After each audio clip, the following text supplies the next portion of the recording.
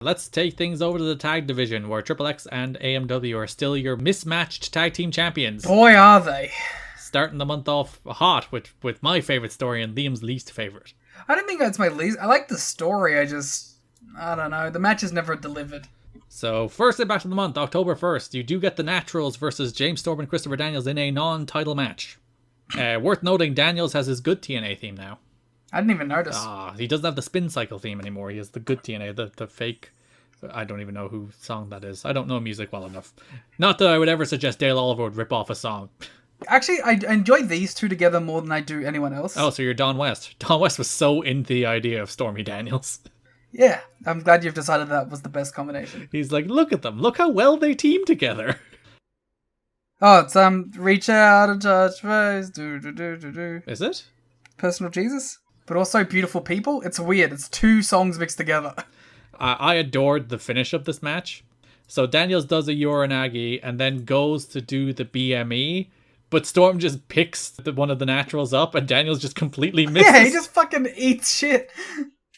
This was a good finish. Like, they always do they accidentally run into each other finish, which is actually one they do later in the month. But this finish of just like, Storm doesn't know Daniels' finish well enough, so he just picks him off the mat when he's going for his best moonsault ever is such a good finish.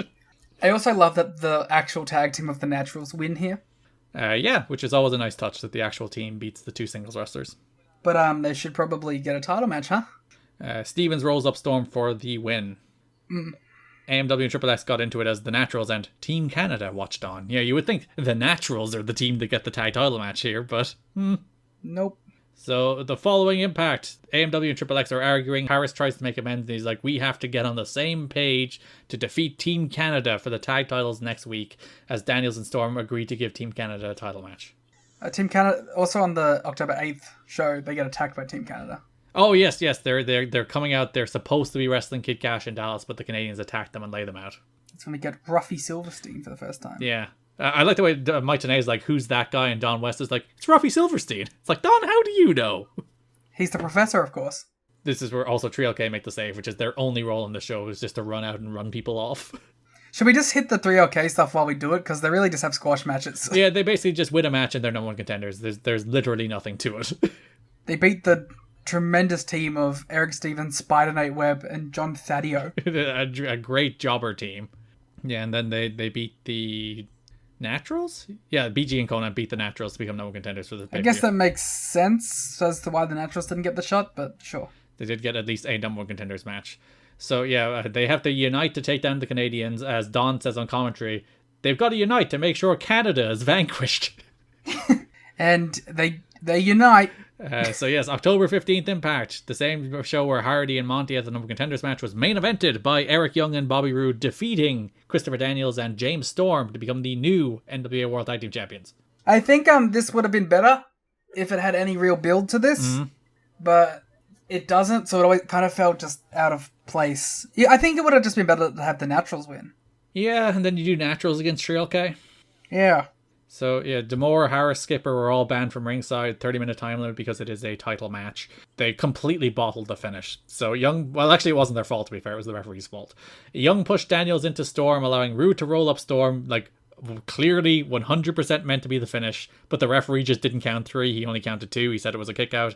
Then Young grabbed a quick cradle on Daniels. It was relatively seamless, given their finish was just botched by the referee, but it's not ideal.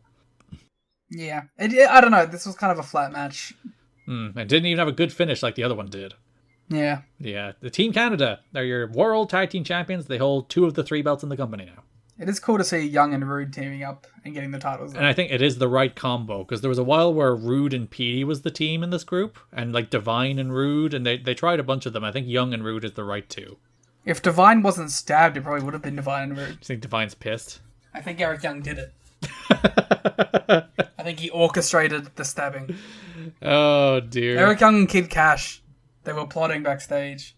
So, main event for the October 22 show is the Styles, Hardy, and Killings against Team Canada match that they lose. Did you know that Petey Williams is an amazing athlete? And the first X Division champion. Whoa! With a devastating move that knows being able to beat the Canadian Destroyer. After a returning NYC match, we'll talk about the NYC when we're talking about Trinity. Do we have to? Yes, we do.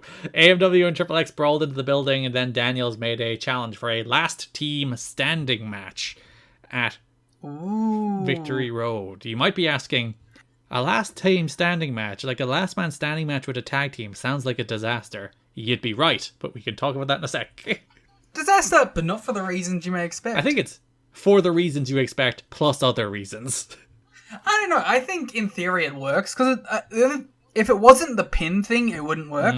But the pin makes it work. Yeah, we'll talk about it in a sec. So, next Impact, October 29, BG and Conan defeat the Naturals to become number one contenders for the tag team titles. Talk to me about this match, Liam. Tell me about your feelings about BG and Conan. Do you want my feelings about the match or about BG and Conan? Both.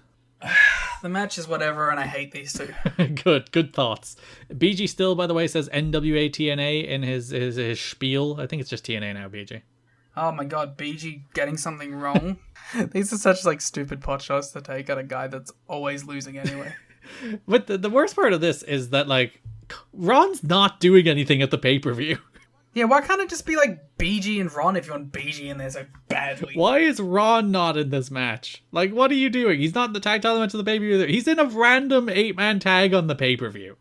He has a very important 8-man tag to be in. So yeah, BG Conan hit their catchphrases. Conan pins Andy Douglas with a powerbomb. And they'll be tag team number one contenders.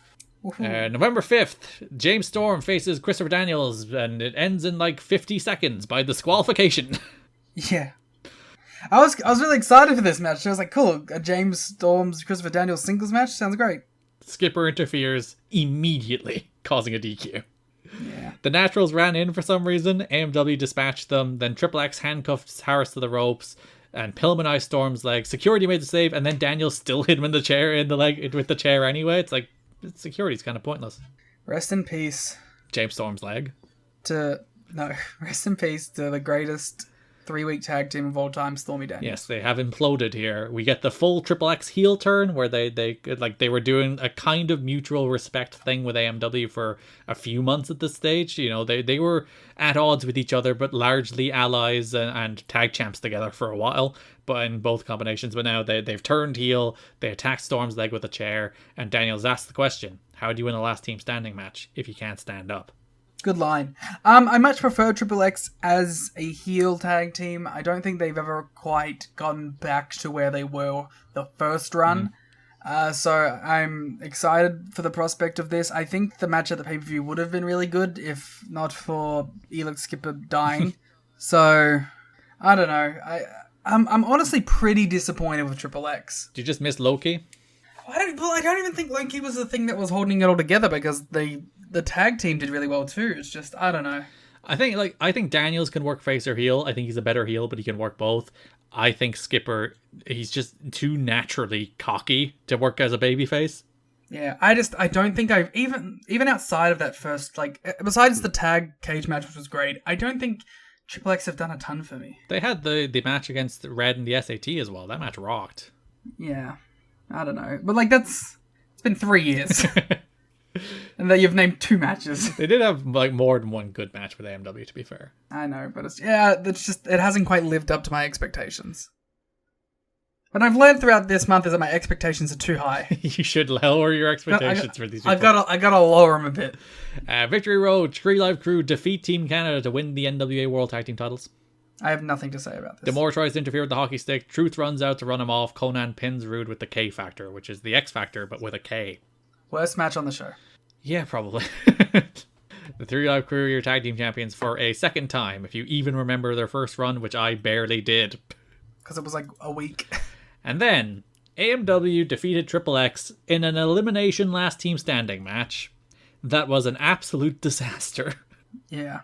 So, Elix Skipper gets concussed in the first 90 seconds of this match. It's either on a heart attack or Harris does a top rope leg drop. It's probably one of those where he gets concussed. And the match just falls to pieces. And it's kind of scary to watch. It is. I don't think the other people in the match know Skipper is injured until literally after Daniels is eliminated. They know he's not all there. It's very, very clear as the match goes on. that he's not all there. Yeah. But I don't think he actually communicates to them that his bell has been rung until after Daniels has been eliminated, in which it's too late, because then it's down to, so Storm is eliminated after Daniels hits him in the leg with a chair. Then Harris eliminates Daniels with a leg drop to the back of the head, which is a really shitty move to do a 10 count on, by the way. But though I suppose it might have rung Skipper's bell earlier in the match, so who am I to say? The thing that is about this too is like we're talking about it once again on the watch along, but Daniels is enough of a pro that if he did know, he probably would have been able to just work around it and swap it around and work the last part of the match. Yeah, I don't believe for a second that Daniels made the call that he knew Skipper was like injured or had his bell wrong, and still made the call to let Skipper do the final part of the match.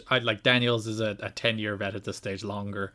Like, he would full well just be like, all right, Skipper, get out of here, I'll do the last part of the match. Which makes me think, you see on the floor after Daniels has been eliminated, Harris goes out to the floor to Skipper, and you can see them very clearly communicating that's like, oh, he's in trouble, and he's in lots of trouble. Yeah. And it's like he's missing moves all over the place. He's falling. He looks like he can barely stand up. It's as he said, it's a pretty scary match to watch. 100%. Especially when you realize he is like fully concussed, and like the match is a disaster. It's a terrible match. Like the stipulation, I think an uphill climb in the first place to do like a tag team last team standing match, like just to work out the kinks of that kind of match. And they didn't even do plunder either for the most part. They just did a regular tag, which made it a little weirder. So I think that was an uphill climb in the first place, but to then have Skipper have his bell rung literally 90 seconds into the match, literally on like the third or fourth spot in the match, they were doomed, and the match fell apart completely. Yeah. Harris hit a catatonic onto a chair. He landed head first. It wasn't ideal. Then Skipper kind of kicked out still, but Andrew Thomas is like, fuck it, that's a 3 count, and counts him down for the 10. Post-match angle, Triple X handcuff AMW, beat them down with chairs to set up Dusty later in the show announcing that Triple X will face AMW in a 6 sides of steel cage match at the next pay-per-view Turning Point. Mm-hmm. I am glad that like it would have been such a shame if this was the losing team disbands match. If this was like this is the end of the feud match, and it just ended like this, at least they can come back the next month to do that match. Yeah, there would have been some awful timing otherwise. Like if it fell apart for the like this one, that would have been a real tragic end to Triple X as a tag team, whereas I think they get a very triumphant end to Triple X as a tag team next month instead.